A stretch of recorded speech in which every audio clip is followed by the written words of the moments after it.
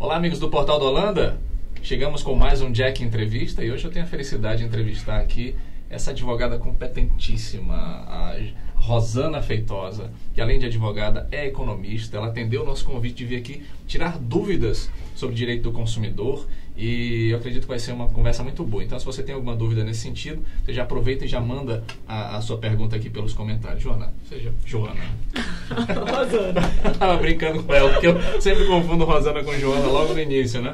E, Rosana, seja bem-vinda, obrigado por ter atendido nosso convite. Eu que agradeço o convite. É um prazer estar aqui, tirando as dúvidas dos nossos internautas, né? E obrigada mais uma vez pelo convite. E a Rosana, além de ser muito competente, ela é uma pessoa muito, muito humilde, ela tenta não sair dos focos e tal, mas hoje, sem dúvida nenhuma, ela há de nos ajudar muito aqui. Rosana, como foi que você decidiu, não, quero ser advogada? Que história é essa?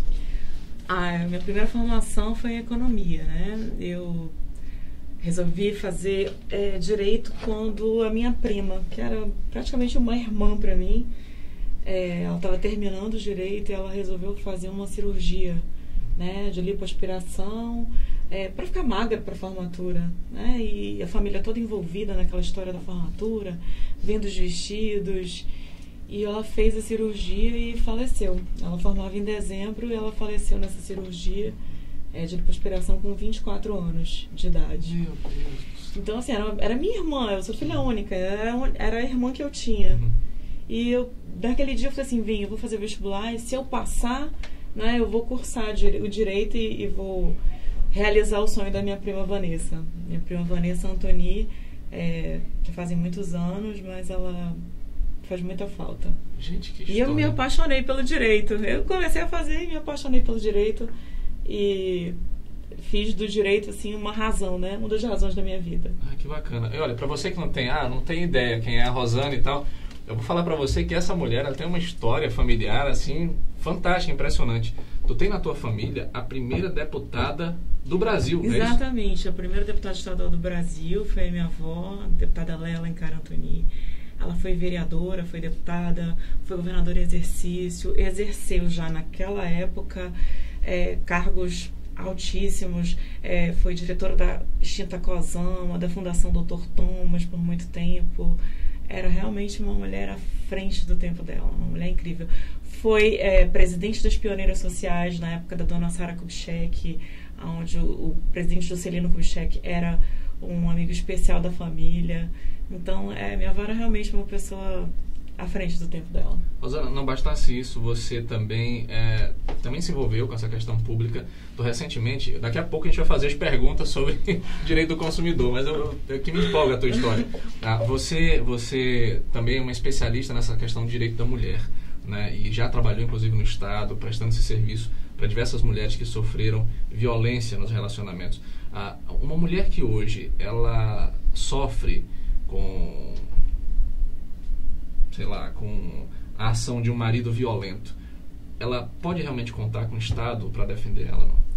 Pode, né? Falando especificamente da Lei Maria da Penha, eu posso dizer que o Estado hoje tem realmente esse aparato para apoiar a mulher nessa decisão de denunciar a agressão, né? Essa agressão, ela não é só a agressão física, ela é a agressão física, moral, verbal, aquilo que faz a mulher se sentir menor, né? Aquilo que deixa a mulher constrangida, aquilo que não deixa a mulher ir para frente, crescer, tudo que não deixa a mulher se empoderar, né? Dela mesma, hoje protegida pela Lei Maria da Penha, né? O Estado tem sim um aparato bem grande, nós temos abrigo, temos o SAPEM, que é o Serviço de Atendimento Emergencial à Mulher, né? E a mulher pode sim fazer a sua denúncia, procurar a delegacia da mulher.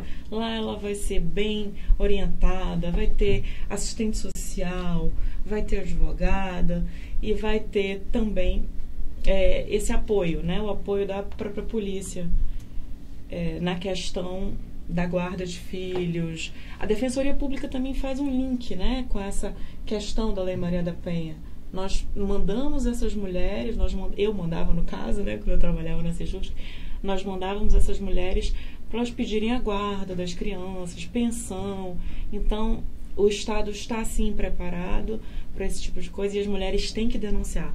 As mulheres não podem aceitar, as mulheres têm que se empoderar, né? E pensar que a relação num casamento, a relação entre um casal, ela tem que ser uma relação de amor. Se ela não for uma relação de amor e respeito, e se ela for uma relação de agressividade, ela tem que ser denunciada. A situação do Amazonas, ela é muito, muito precária. Em um ranking de violência contra a mulher, como é que a gente está? Olha, é bem pesado.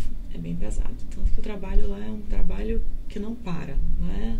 Nós temos muitas mulheres todos os dias denunciando as agressões. É complicado, é sério, não é uma questão tão simples, é uma questão que tem que ser trabalhada. E mais do que isso, né, é preciso que os homens saibam, né, o limite de que não podem agredir fisicamente, não podem agredir verbalmente uma mulher. Isso é muito sério hoje no estado do Amazonas. Muito bom. Muito obrigado por esclarecer. Eu sei que o objetivo da entrevista não era bem essa. Quero aproveitar e agradecer aqui a Nilda Rubim, que está dando bom dia aqui para você. João Sergilar, bom dia. E a Raquel Nagal, do mesmo modo também. Mandem suas perguntas por aqui. E a gente começa, então, a tirar as dúvidas relacionadas ao direito do consumidor. Um organismo dentro do Estado para proteção do consumidor é o PROCON. Quando é que eu, cidadão, posso dizer assim, não, eu vou lá no PROCON porque essa bronca é com eles? Olha, o PROCON, ele é o órgão do Estado, né? Que ele, como é que eu posso dizer? Ele faz esse link do consumidor com o fornecedor. Ou seja, ou aquela pessoa que te vendeu o produto ou te forneceu o serviço. Então, o PROCON, ele faz aquela mediação, né? Ele serve como um mediador. Você vai ao PROCON ou você vai até a internet, faz a tua reclamação e o PROCON, ele agiliza essa questão, né? No PROCON, as sanções são administrativas. Elas não são sanções, que eu posso dizer, pecuniárias, né? As sanções que favoreçam o consumidor. Essa questão de favorecimento do consumidor em relação à pecuniária, ela tem que ser através da justiça, né? Se causar uma lesão, um dano, né, você tem que procurar a justiça. E hoje o órgão, o PROCON, ele é muito ágil em relação a isso. Ele então, muito ágil. Entre você optar pela... Se você tem pressa, por exemplo, para resolver um negócio, você então deveria procurar o PROCON, que eu acho que é mais rápido que na justiça, não? Sim, o PROCON é mais rápido que a justiça. Eu diria que em relação a planos de saúde, por exemplo, o ideal é você procurar a justiça, né? Procurar um advogado, entrar liminarmente para conseguir, por exemplo, um exame que não foi autorizado, um procedimento cirúrgico que não foi autorizado. Aí sim, eu acho que a justiça é o melhor caminho, né? Medida liminar, procurando um advogado, entrando com o processo liminar para poder você conseguir agilmente essa situação. Muito bem. Para você que está chegando agora, a doutora Rosana Antoni, ela veio aqui retirar algumas dúvidas que a gente tem relacionadas ao direito do consumidor. E assim, na sua avaliação, como advogada, como especialista na área, as leis relacionadas ao consumo aqui no Brasil, elas são boas ou ainda estão defasadas? Não, elas são boas, elas atendem. É claro que você tem que procurar, né? Você tem que procurar o PROCON.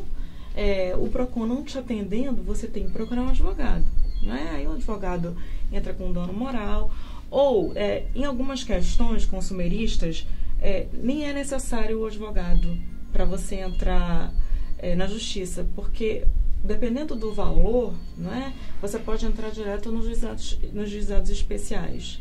Entendi. E aí, é claro, a justiça é um pouco mais lenta, mas também resolve. Recentemente eu entrei para comprar uma casa e tal, não sei o quê, e quando você vai comprar casa, que você vai construir, que você sempre tem algum empecilho, sempre tem algum problema no meio. No caso de uma obra que atrasa, você vai, contrata o trabalho lá e essa obra está atrasando, está se estendendo demais. Que medidas a gente pode tomar? Olha, a jurisprudência é pacífica, né? Você pode entrar com pedidos de danos morais e lucros cessantes. o que isso significa, assim, né? Português, claro. Assim, na verdade, assim, você tem um período, né? A empresa, você compra um imóvel, a empresa te dá, lógico, em construção. E aí ela te dá 3 anos. Vou construir em 3 anos esse complexo, vamos dizer. E em 3 anos ele não consegue terminar. Tem uma cláusula, né? Uma cláusula de atraso. Essa cláusula, ela geralmente é de 180 dias.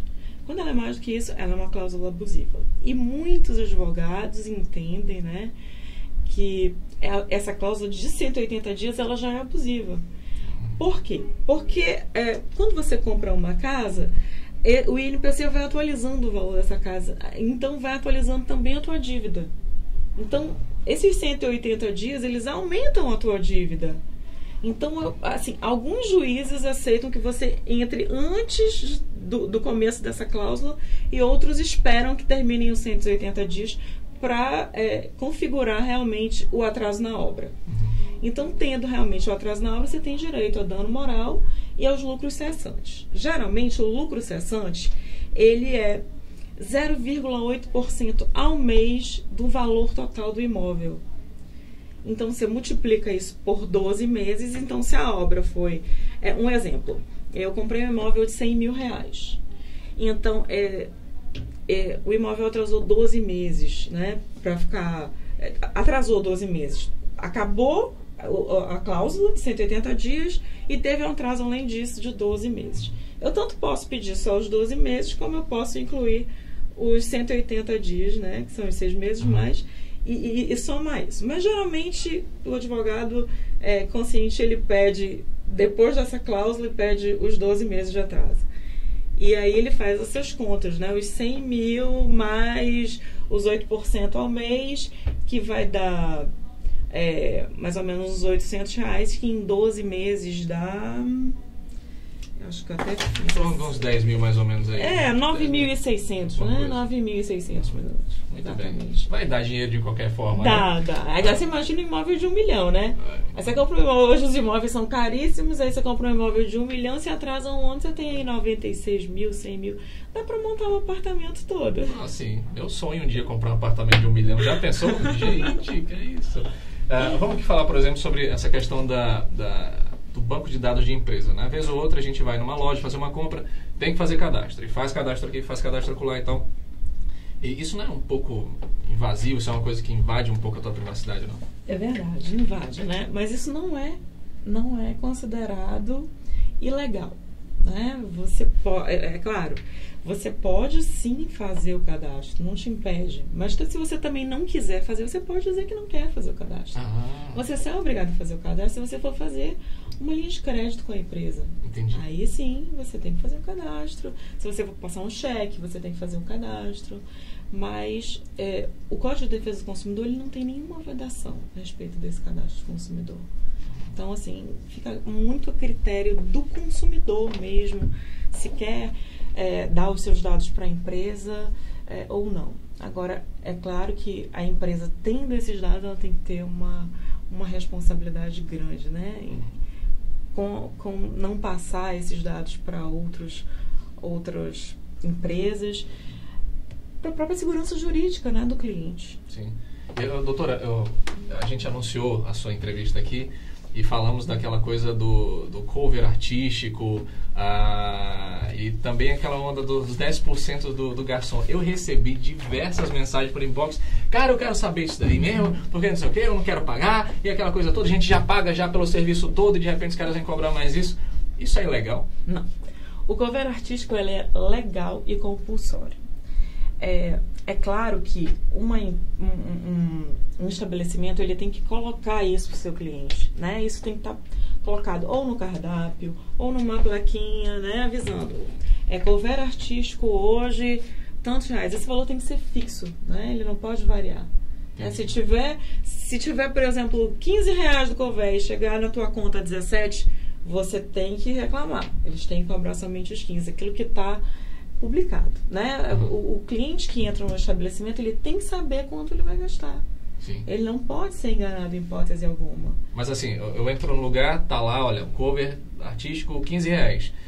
Eu entro, consumo lá, como aquela coisa toda. Mas eu sou obrigado a pagar? Se tiver informado sim, lá. Se tiver informação bonitinha, com plaquinha, no cardápio, aí você é obrigado. Entendi. Você é obrigado a pagar, sim. Não tem escapatória. E os 10% do garçom? Tem que pagar também? 10% do garçom já é uma coisa sua. Você paga se você quiser, né? Os 10% do garçom, porque inclusive o garçom é o empregado do estabelecimento. Você não tem que estar pagando salário para o empregado do estabelecimento. Isso é o próprio proprietário que tem que fazer. E os 10%, ele é uma coisa que você dá se você for bem atendido, né? É uma coisa que você dá se você quiser. Sim, eu não perguntei. É obrigado a pagar os 10% do garçom. Eu perguntei, porque eu estava contando para a Rosana nos bastidores que existe um restaurante em Manaus que eu não vou nunca mais por causa disso. Eu fui lá, fui atendido, fiz o meu pedido e tal, comi lá.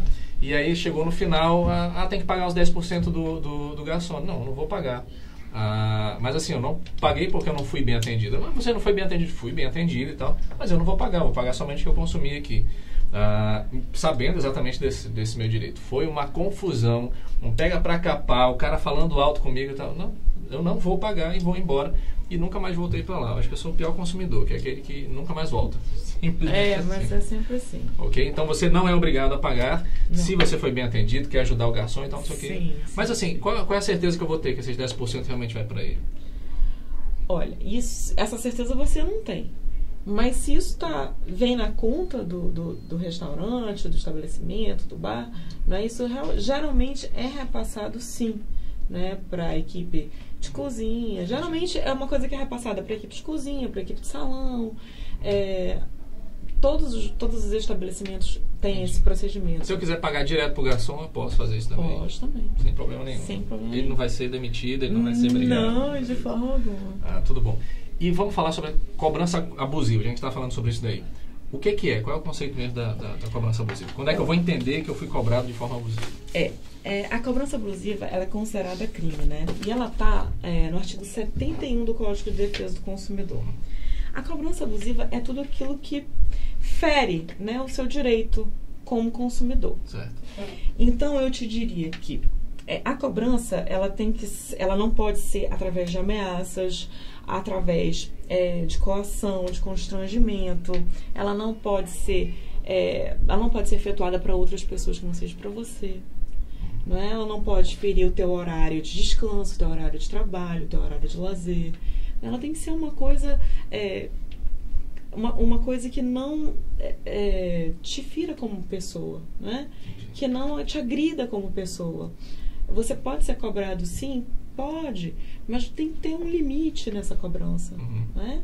Até porque você precisa do seu trabalho, inclusive, para pagar, não é, a dívida, sim, no caso. Então, tem muitos cobradores que ligam para o trabalho do devedor, falam para outras pessoas, olha, da empresa tal, diga para fulano, que isso é ilegal, gente, isso é ilegal. Não é? Você pode, inclusive, acionar depois essa empresa que fez isso. Não é? Você não pode ser constrangido de forma alguma porque está devendo. Não pode. Eu tenho aqui uma pergunta da Isa Leite. Ela pergunta o seguinte: em qualquer lesão ao consumidor, podemos procurar um advogado? Sim, claro. Você pode procurar primeiro o PROCON, não é? Inclusive porque o ideal é que você procure primeiro o PROCON, para que exista uma defesa administrativa dessa empresa. Tendo essa defesa administrativa, fica muito mais fácil para o advogado entrar na esfera judicial. E ganha certo, viu? Olha aí, muito bom. A Patrícia Ribeiro, ela está dizendo o seguinte: bom dia, tenho uma dúvida. Minha conta com banda larga foi acertado um preço, mas eles descontam outro valor do meu cartão de crédito. O que devo fazer? Ilegal, né? Então, você tem que procurar o PROCON, fazer uma reclamação. Eles dão geralmente de 30 a 90 dias para te dar uma resposta e para resolver. Caso não resolva, como você já vai ter ido ao PROCON, você já tem dados para entrar judicialmente. Então, procura um advogado, que o advogado vai resolver. Entendi. Doutora Rosana, apesar de todos os avanços assim, no que diz respeito à defesa do consumidor, a gente ainda percebe as empresas, né, cometendo esses erros aqui, esses abusos. A quem a senhora atribui isso? Por que elas permanecem ainda desobedecendo o Código do Consumidor? É porque muita gente não reclama. Muita gente é lesada, né, em relação ao consumo e não reclama. E as poucas que reclamam, né, são poucas as pessoas que vão reclamar, que vão atrás dos seus direitos. Muitas não reclamam. Por exemplo, eu compro esse óculos hoje, amanhã ele quebrou, meu Deus, quebrou. Vou comprar outro, né?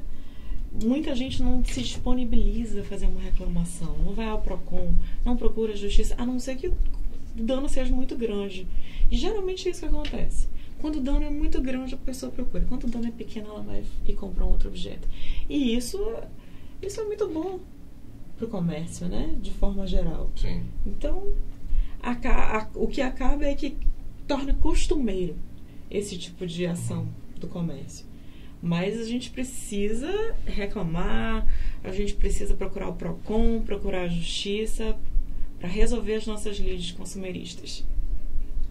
Eu tenho aqui uma pergunta do Moraes. Moraes, eu não estou conseguindo entender a tua pergunta. Bom dia, trabalhei por 115 em casa de Manaus e certo que eu recebo meus 7% só depois da minha experiência. Eu não entendi, desculpa, Moraes, eu realmente não entendi. Só ele conseguiu pescar o que ele está dizendo.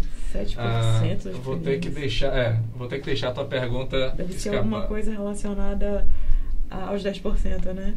Talvez. Deixa eu ver. 7%, enfim. Dias. Adicionou dias, mas tudo bem. Bom, doutora, eu quero agradecer demais por sua vinda aqui. Eu sei que o seu tempo ele é corrido, é bastante disputado. É uma das melhores advogadas de Manaus aí. Então, você que precisa dos serviços da doutora Rosana, como é que eu consigo? Tem redes sociais? A senhora... Nós temos. Antoni Feitosa Advogados Associados. Nós temos rede social, Instagram, Facebook. Estamos na internet. Muito bem. Então não fique aí sendo lesado, não fique aí perdendo dinheiro, né? Você pode aí perfeitamente aí fazer com que os seus direitos sejam garantidos e ainda ganhe um recurso em torno disso.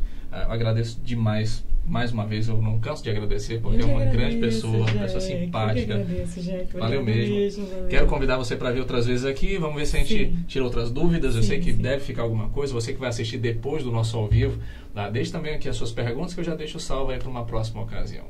A todos que nos acompanharam, forte abraço, obrigado pela audiência e até a próxima. Tchau. Tchau.